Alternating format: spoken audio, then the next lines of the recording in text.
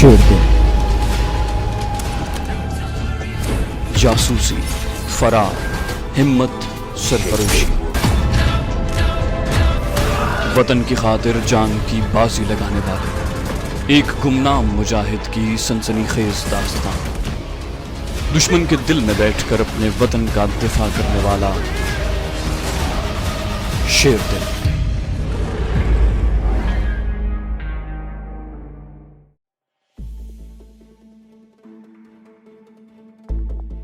हम कैंप की बैरकों की तरफ देख रहे थे। कादिर खान दौड़कर हमारे पास आ गया। कहने लगा 10 के 10 दहशतगर्द अगर कैंप से कहीं बाहर नहीं गए तो वो इन बैरकों में सो रहे होंगे। वो तो थोड़ी देर में खत्म हो चुके होंगे। अगर इसराइली और बंगाली इंस्ट्रक्टर किसी दूसरी जगह सो रहे हैं तो सांप उनको भी तलाश कर लेंगे और वो भी जिंदा नहीं बचेंगे। वजीर अली ने पूछा, क्या हमें यहाँ रहकर इन दुश्मनों की मौत का इंतजार करना होगा? कादिर खान अंधेरे में मुस्कुराया। कहने लगा, तुम्हारा ख्याल है कि कैंप में से किसी की चीखों पुकार की आवाजें आएंगी, कोई वावेला मचेगा, लोग एक दूसरे को मदद के लिए पुकारेंगे? हरगिज नहीं। अगर इनमें से कोई जाग नहीं रहा और उसने सांप को नहीं देख लिया तो फिर ये कैंप 1 मिनट बाद कब्रिस्तान बन चुका होगा और कब्रिस्तान में कोई वावेला नहीं मचाता, कोई एक दूसरे को मदद के लिए नहीं पुकारता। सांपों ने इस कैंप के सारे आदमियों को मौत की नींद सुला दिया होगा। अगर इत्तेफाक से कोई आदमी कैंप में मौजूद नहीं होगा और किसी दूसरे शहर गया हुआ होगा तो ये सांप उसकी बू पर उस शहर की तरफ रवाना हो जाएंगे। अगर रास्ते में किसी ने उन्हें मार न दिया या वो किसी गाड़ी वगैरह के नीचे न आ गया तो यकीन करो, चाहे सांप 10 दिन बाद उस शहर में पहुंचे, वो उस शहर में पहुंचकर अपने दुश्मन को जरूर हलाक कर देगा। गोमलवाड़ी के इस रॉक कैंप पर इस तरह खामोशी छाई हुई थी। कुछ पता नहीं चलता था कि ये मौत की खामोशी है या नहीं। मैंने कादिर खान से कहा, फिर तो यहाँ ठहरे रहना बेकार है, हमें वापस गाँव जाकर सो जाना चाहिए। अब तो सुबह ही पता चलेगा कि हमारा मिशन कामयाब रहा कि नहीं। वो बोला, तुम ठीक कहते हो, चलो वापस चलते हैं। हमने खामोशी से वापसी की राह ले ली। अपनी झोंपड़ी में वापस आ गए तो वजीर अली ने कादिर खान से पूछा, तुमने तो कहा था कि ये 11 सांप मुझे अपने दोस्त सपेरे को वापस करने होंगे, मगर वो तो सारे के सारे तुमने कैंप में छोड़ दिए हैं। वो कहने लगा, भाई ये सारे सांप अगर मेरे पास नहीं आए तो यकीन करो मेरे दोस्त सपेरे की झुग्गी में किसी न किसी तरह पहुंच जाएंगे। जब हम वापस जाएंगे तो सांप वहां पहुंच गए होंगे। मैंने कहा, अब तो सुबह ही पता चलेगा कि कैंप में कौन जिंदा बचा कौन मर गया। कादिर खान ने कहा, बचा वही होगा जो कैंप में मौजूद नहीं होगा। जो कैंप में मौजूद था और उसके उतरे हुए कपड़े सांप ने सूंघ लिए थे तो वो जिंदा नहीं होगा। हम सो गए। सुबह लालची बूढ़े ने हमें आकर जगाया। वो बड़ा घबराया हुआ था। कहने लगा, महाराज गजब हो गया। वजीर अली ने आंखें झपकाते हुए पूछा, क्या हुआ? बूढ़े के इस जुमले से मेरे अंदर खुशी की लहर दौड़ गई। जो मैं चाहता था वो हो गया था। बूढ़ा बहुत घबराया हुआ था, उससे बात नहीं हो रही थी। कहने लगा, मांदरी महाराज, उधर कैंप में सारे के सारे लोग मर गए हैं। कादिर ने हैरानी से पूछा, क्यों, क्या हुआ? बूढ़ा बोला, महाराज कुछ समझ में नहीं आता, सारा गांव वहां गया हुआ है। सुबह गवाला दूध लेकर गया तो कैंप में कोई भी जिंदा नहीं था। महाराज, उसने बताया कि सबके जिस्म पत्थर हो गए हैं। मैंने कहा, ये तो बहुत बुरा हुआ। आखिर हुआ कैसे, कुछ पता चला? बूढ़ा बोला, महाराज कहते हैं किसी ने खाने में जहर मिला दिया होगा, सारे मर गए, एक भी नहीं बचा महाराज। चलो चलकर देखते हैं। ये कहकर कादिर खान झोंपड़ी से निकल गया। हम भी उसके साथ चल पड़े। कैंप में पहले से गांव के लोग जमा थे। ये सब सहमे हुए थे और कैंप के अंदर एक तरफ दुबक कर खड़े थे। वहाँ न कोई संतरी था, न दहशतगर्द था, न नौकर चाकर था और न इंस्ट्रक्टर ही था। गाँव का लालची बूढ़ा और एक गवाला और धोबी हमारे साथ कैंप की बैरकों की तरफ आ गए। हम एक बैरक में दाखिल हो गए। वहाँ चारपाई पर 3 और लाशें पड़ी थीं। ये 3 दहशतगर्द थे। दूसरी बैरक में गए, वहाँ 4 लाशें पड़ी थीं। उनके जिस्म हमने छू कर देखे, पत्थर की तरह सख्त हो गए थे। कादिर खान ने हमें राजदारी से लाशों के जिस्म पर वो छोटे छोटे निशान दिखाए जहाँ सांपों ने उन्हें काटा था। ये निशान लाश की गर्दन पर था, किसी के टखनों पर और किसी के बाजू पर था। ये लोग बनियाने और निक्करें पहनकर सोए हुए थे। तीसरी बैरक में भी 3 लाशें पत्थर बनी पड़ी थीं। मैंने वजीर अली के कान में कहा, दहशतगर्द तो 10 के 10 मारे गए हैं, बाकी इसराइली और हिंदू इंस्ट्रक्टर की लाशें नजर नहीं आ रही। गवाले ने कहा, महाराज, एक लाश मचान के ऊपर संतरी की है जो रात को पहरा दे रहा था। रसोई में भी 2 लाशें पड़ी हैं। एक रसोईया की लाश है, दूसरी लाश जमादार की है जो रात को रसोई में ही सोता था। कलवा धोबी बोला, वो सामने वाली छोटी बैरक में भी एक लाश पड़ी है। हम छोटी बैरक में आ गए। यहाँ पलंग पर मच्छरदानी लगी हुई थी, पंखा चल रहा था। मसहरी के अंदर एक लाश पड़ी थी। ये हिंदू इंस्ट्रक्टर की लाश ही हो सकती थी। इसकी तस्दीक गवाले ने कर दी। कहने लगा, महाराज, ये फौजी यहाँ दूसरे जवानों को कवायद और चैन मारी सिखाता था। मैंने कादिर खान के कान में सरगोशी की। इसराइली इंस्ट्रक्टर इंस्ट्रक्टर की लाश कहीं दिखाई नहीं देती।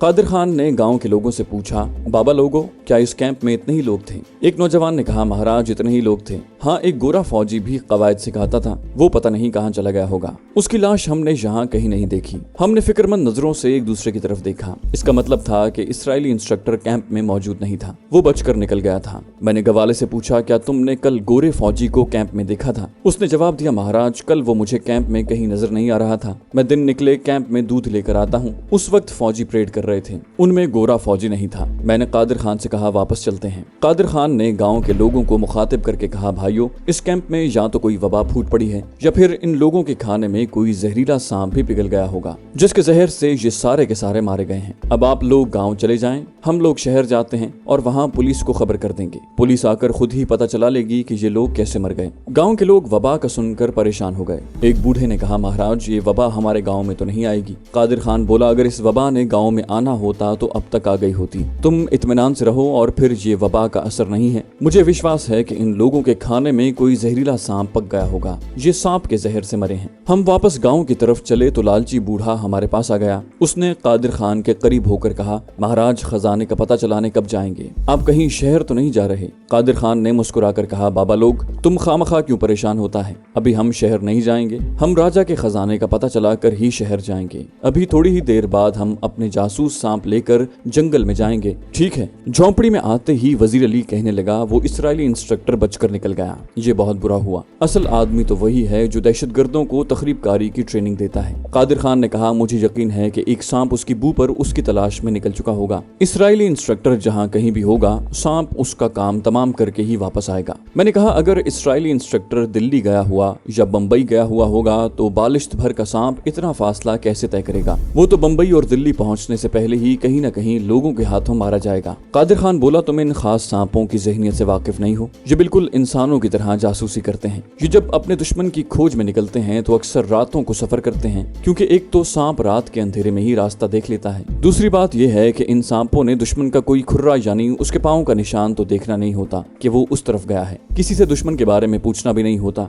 ये सांप तो दुश्मन की बू पर जा रहे होते हैं, जो उन्हें सैकड़ों मील से भी आ जाती है। इसलिए मुझे यकीन है कि इस्राएली इंस्ट्रक्टर इस सांप से बच नहीं सकेगा जो उसके पीछे लगा हुआ है। वजीर अली ने कहा, ऐसा भी हो सकता है कि तुम्हारा ये सांप इस्राएली इंस्ट्रक्टर की बू लेता दिल्ली पहुंच जाए तो इस्राएली हवाई जहाज में बैठकर किसी दूसरे शहर चला जाए या वापस भोपाल आ जाए और वहां से गोमलवाड़ी तहकीकात करने आ जाए। फिर ये सांप क्या करेगा?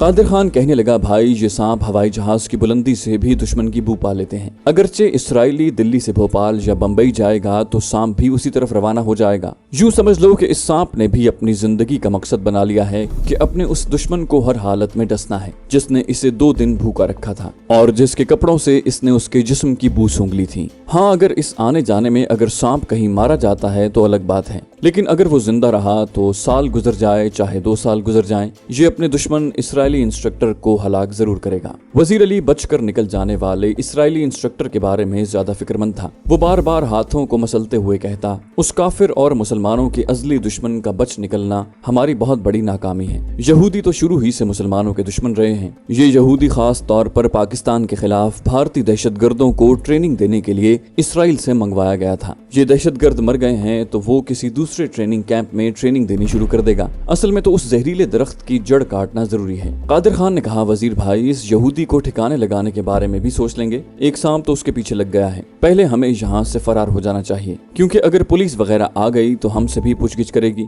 और हमारे पास पिस्तौल भी हैं और कमांडो चाकू भी। वजीर अली ने बेदिली से कहा, भाई निकल चलो, मैं कब कहता हूँ कि यहाँ डेरा जमाए रखो। लालची बूढ़ा अपने मकान पर गया हुआ था। हमने मौका गनीमत जाना और बड़े इत्मीनान से झोंपड़े से निकलकर जंगल में एक तरफ चल पड़े। उस यहूदी इंस्ट्रक्टर का नाम हमने गवाले से मालूम कर लिया था। वहाँ उसे जोसेफ साहब कहकर पुकारा जाता था। हमारा गोमलवाड़ी वाले रॉ के पाकिस्तान दुश्मन तरबेती कैंप का मिशन खत्म हो गया। सिर्फ उसके इसराइली एजेंट जोसेफ को खत्म करना बाकी था। वो हमारे हाथ से बचकर निकल गया। कादिर खान का ख्याल था कि उसका सांप उसे एक न एक दिन जरूर हलाक कर देगा, मगर मेरा और वजीर अली का ख्याल था कि बालिश्त भर का सांप गोमलवाड़ी से दिल्ली तक सैकड़ों मील के जंगल, मैदान, दलदलें, दरिया, नदी नाले और शहर पार न कर सकेगा और रास्ते में ही कहीं मारा जाएगा। ہم جنگل میں چلے جا رہے تھے۔ قادر خان ہمیں جنگل کے مختصر ترین راستوں پر لیے جا رہا تھا۔ جنگل کے یہ راستے اس کے خیال میں خطرناک نہیں تھے، اس کے باوجود ہم چوکنے ہو کر چل رہے تھے، کیونکہ اس جنگل میں خونخوار درندے اور زہریلے حشرات الارض کثرت سے پائے جاتے تھے۔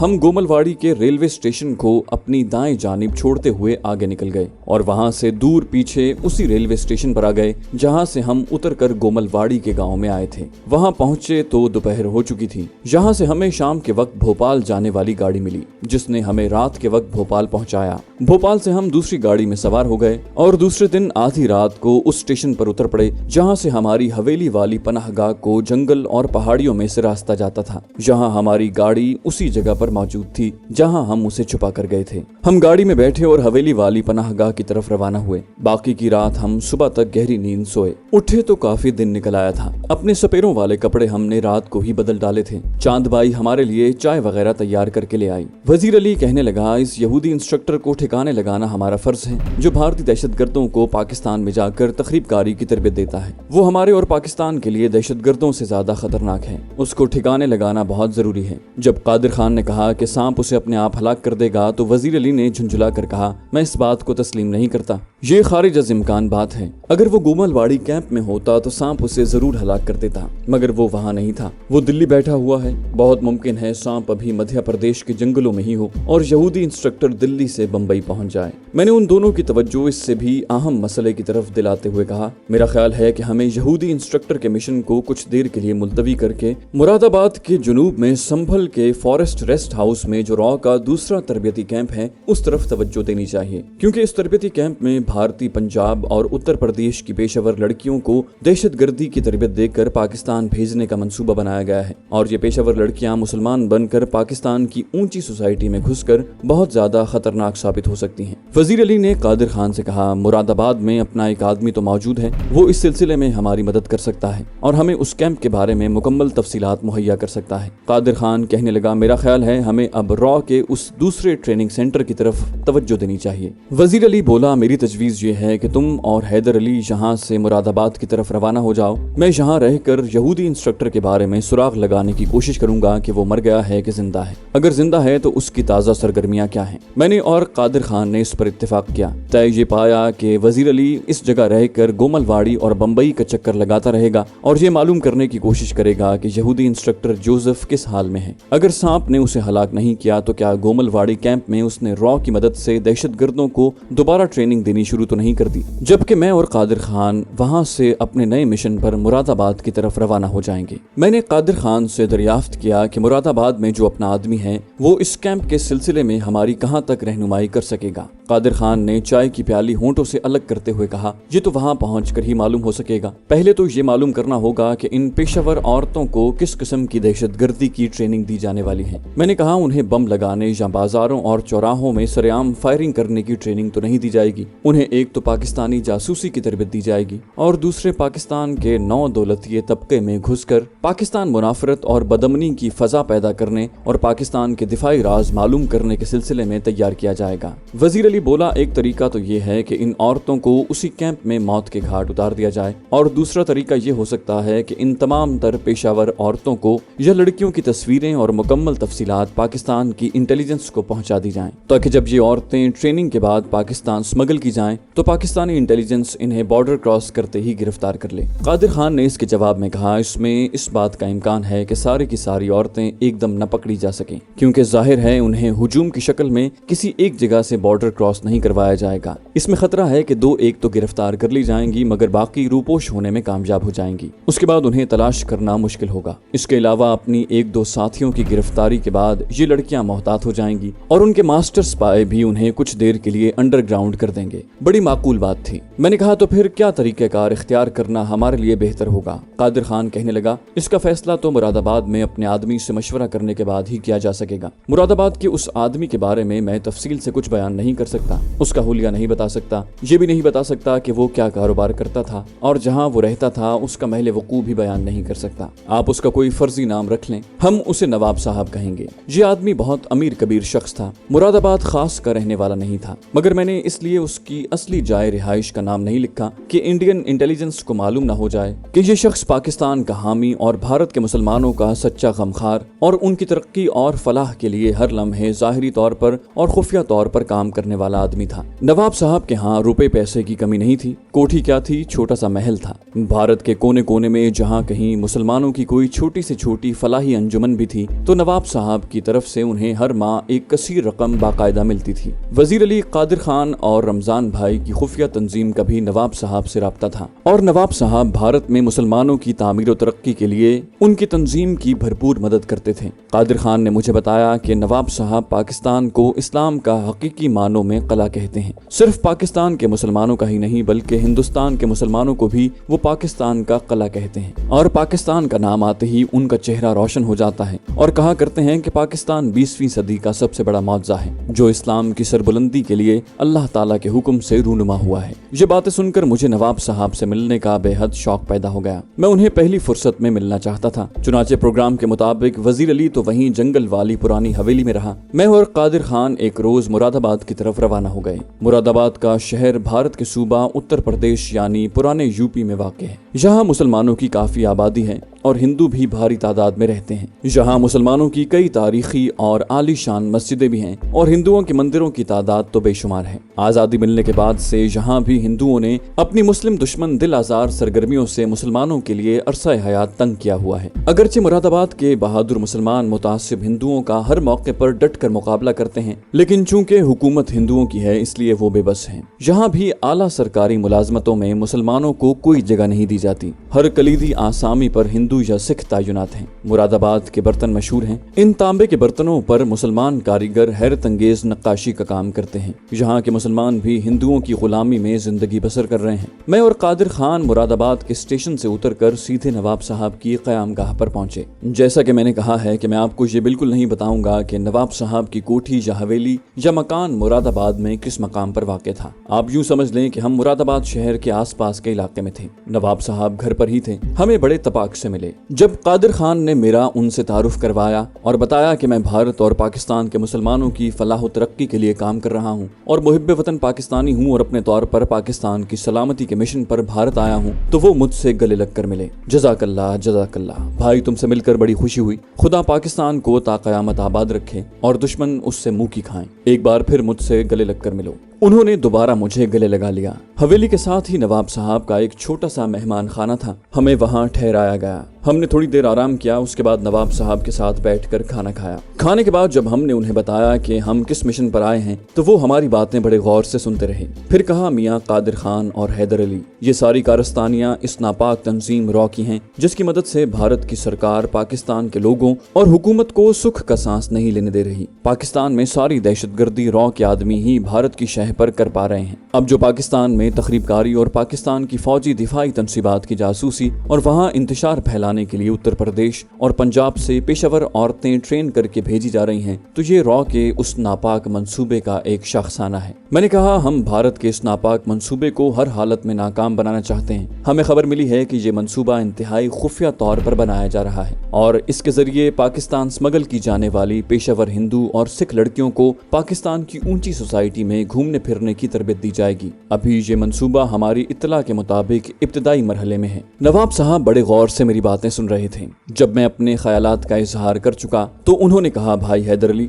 आप लोग इत्मीनान रखें, मैं इस सिलसिले में सारी मालूमात हासिल करने की पूरी कोशिश करूंगा, मगर मैं चाहता हूं कि एहतियात के तौर पर आपको अपनी हवेली की बजाय अपने जंगल वाले मकान में मुंतकिल कर दूं। कादिर खान बोला, आपका ये ख्याल दुरुस्त मालूम होता है, हमें हर मुमकिन एहतियात करने की जरूरत है। नवाब साहब कहने लगे, अगरचे मैं हिंदुओं की फलाही तंजीमों को भी हर साल चंदा देता हूँ, लेकिन चूंकि मैं मुसलमानों की फलाही अंजुमनों की भी सरपरस्ती करता हूँ, इसलिए भारत सरकार की और जहाँ की पुलिस इंटेलिजेंस की नजरों में हूँ और मुझे यकीन है कि मेरी निगरानी जरूर होती होगी। मैं चाहता हूँ कि आप मेरी हवेली में रहने की बजाय मेरे जंगल वाले कॉटेज में कुछ दिन कयाम करें। कादिर खान, तुम तो मेरे जंगल वाले कॉटेज से वाकिफ हो। कादिर खान ने कहा, क्यों नहीं नवाब साहब, मैं वहाँ कई दफा जा चुका हूँ, बस आप लोग वहाँ चले जाएं, वहाँ मेरा मुलाजिम मौजूद है, किसी किस्म की तकलीफ नहीं होगी। इतनी देर में मैं रॉ के इस नापाक मंसूबे के बारे में मालूमात हासिल करने की कोशिश करता हूँ। जैसे ही मुझे कारामद मालूमात हासिल हो जाएंगी मैं खुद तुम्हारे पास आ जाऊंगा। हम तीसरे पहर मुरादाबाद शहर से नवाब साहब के जंगल वाले कॉटेज की तरफ रवाना हो गए।